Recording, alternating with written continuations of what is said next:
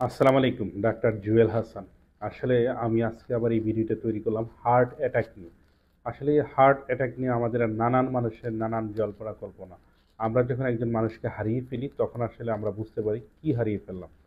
Heart attack নিয়ে দ্বিতীয় কোনো কথায় আমরা যাব না।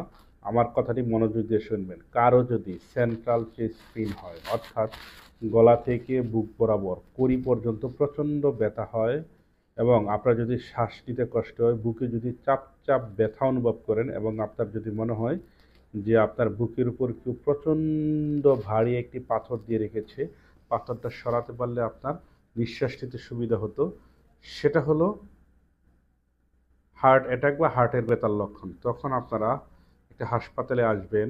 হাসপাতালে এসে ইসিজি করাবেন। ইসিজি করিয়ে একজন এমবিবিএস ডাক্তারকে দেখাবেন। যদি হার্টের কোনো চেঞ্জ আসে তাহলে আপনারা সরাসরি হার্ট রিলেটেড হাসপাতালগুলোতে যোগাযোগ করবেন। রিকোয়েস্ট করি আপনাদের, বারবার অনুরোধ করি, হার্ট অ্যাটাক নিয়ে আপনারা কেউ গাফিলতি করবেন না। কারণ হার্ট অ্যাটাক খুব খারাপ জিনিস। যখন হার্ট অ্যাটাক হয় আপনাকে সময় দিবে না, দেখবেন হঠাৎ করে যেই লোকের হার্ট অ্যাটাক হয়েছে তিনি মারা যেতে পারেন। আমরা হার্ট অ্যাটাকে সাধারণত প্রাথমিক পর্যায়ে ইসিজি করি, তারপরে আমরা প্রয়োজনে ইকোকার্ডিওগ্রাম, এনজিওগ্রাম করে পরবর্তী ম্যানেজমেন্ট নিই।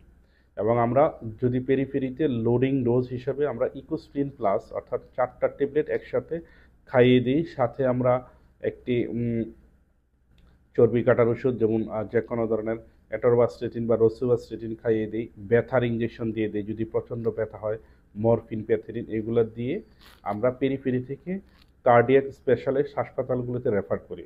তাই রিকোয়েস্ট, কারো যদি বুকে চাপ চাপ ব্যথা অনুভূত হয়, যাদের যদি হার্টের ব্যথা অনুভূত হয়, তাহলে কেউ আপনারা কেউ বসে থাকবেন না, আপনারা হাসপাতালে যোগাযোগ করবেন, ইসিজি করাবেন এবং আপনাদের প্রপার ট্রিটমেন্টের জন্য প্রয়োজনীয় ব্যবস্থা নেবেন। এই অনুরোধটা আপনাদের প্রতি থাকলো।